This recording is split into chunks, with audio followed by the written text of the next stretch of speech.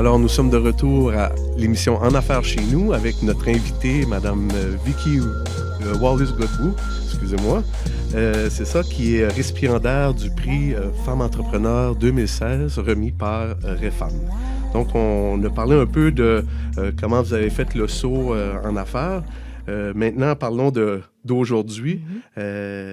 Parlez-nous donc un peu d'Edmundston Truck Stop et de la franchise qui vient de s'ajouter de Burger King. Je me demande encore comment est-ce que vous faites pour ajouter des heures dans vos journées parce que déjà, me semble que c'était énorme avec Edmundston Truck Stop, mais là, on vient d'ajouter une autre franchise. Donc, oui. Parlez-nous un peu de ça. OK. Edmundston Truck Stop, fièrement, je peux dire qu'on est un des arrêts routiers Shell, sous la bannière Shell, le plus occupé en tant que volume au Canada. Donc, il y a de quoi être fier pour notre région. Il y a tellement de transports qui passent sur l'autoroute à Edmundston. C'était vraiment... Puis il ne faut pas se le cacher que vous êtes vraiment stratégiquement très bien placé. Là, on vous voit de loin. Là. Oui, Donc, puis... ça donne juste le voir, ça nous donne le goût d'arrêter. Oui. Juste aux frontières du Québec, Nouveau-Brunswick, Maine, il y a beaucoup de gens qui passent dans notre région, puis je pense que le potentiel est là pour même continuer à développer ce qui nous amène à Burger King, parce que ça nous prenait aussi un restaurant de type fast-food pour que les gens soient encore plus attirés à notre location. Mais Edmundston Truck Stop, on offre plusieurs services. On a deux lave-autos, des lave-animaux. Les camionneurs aiment beaucoup le fait qu'on a des douches extraordinaires à leur disposition qu'ils peuvent utiliser le soir quand ils finissent leur journée de travail. Et puis, un service de buanderie sur place pour eux.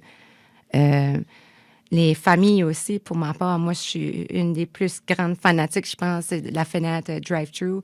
À moins 40 hiver pour aller chercher du lait avec les enfants. Des fois, c'est pas trop commode de débarquer de la voiture ou juste aller chercher un item. Alors, les gens, les personnes âgées, n'importe qui utilise ce service-là. Puis, on voit que les gens en parlent de plus en plus. Puis, ça se voit là, par... Par l'achalandage. L'achalandage, c'est ça, je cherchais mes mots. Okay. Burger King, mais ça, c'est tout nouveau. Ça va faire... on a ouvert les portes au mois de juillet. J'ai une excellente partenaire en affaires, Gina Cyr et Pierre Cyr. Gina est là à temps plein. Elle s'occupe de la gérance du restaurant. C'est certain, quand on commence une nouvelle entreprise, c'est toujours de l'ajustement. Comme par exemple, on a des déjeuners ou qu'on est ouvert 24 heures. C'est pas tous les gens qui sont connaissants de nos horaires encore. Donc, c'est beaucoup de travail à faire. Le marketing, c'est important. Je trouve que c'est un bon restaurant. Les gens adorent puisque c'est des nouvelles saveurs qu'on n'avait pas dans la région. Je crois qu'il fallait aller à Grand-Sault pour le prochain. Donc, la réception de la clientèle est vraiment bonne et les gens adorent ça. Puis ça devait être une chaîne fast-food parce que les gens, ils veulent que ce soit rapide. Là. Oui, c'est ça. Souvent, sont en transition, fait qu'ils veulent... c'est ça, les gens... Le fait qu'on a... la station d'essence, le café qui est là, le Tim Hortons. On offre une variété de restaurants. Puis c'est ça que les gens qui se promènent sur l'autoroute aiment, avoir un choix.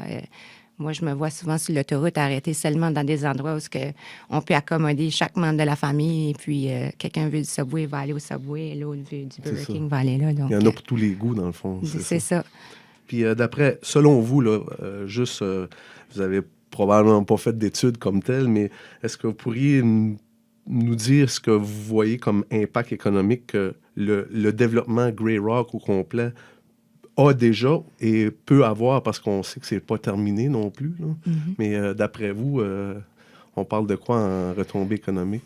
Juste pour la construction, quand ils ont fait les rues, c'était 15 millions en infrastructure et plus qui a été investi. Ou je dirais plus près avec les infrastructures, les bâtisses, 40 millions qui a été investi juste dans cette région-là.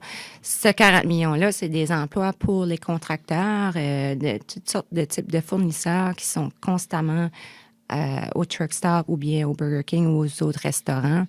On a des emplois, au-delà de 500 emplois qui ont été créés avec le casino qui est là. C'est quand même considérable. C'est considérable. C'est des familles qui peuvent demeurer dans la région parce qu'ils ont du travail. C'est pas seulement des postes de caissiers qui sont là. Nous, on a, par exemple, Christine Dubé qui vient de se joindre à nous comme directrice des opérations.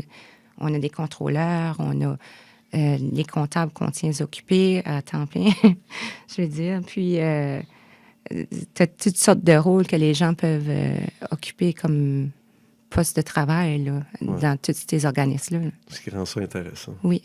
Comment vous entrevoyez l'avenir de vos entreprises?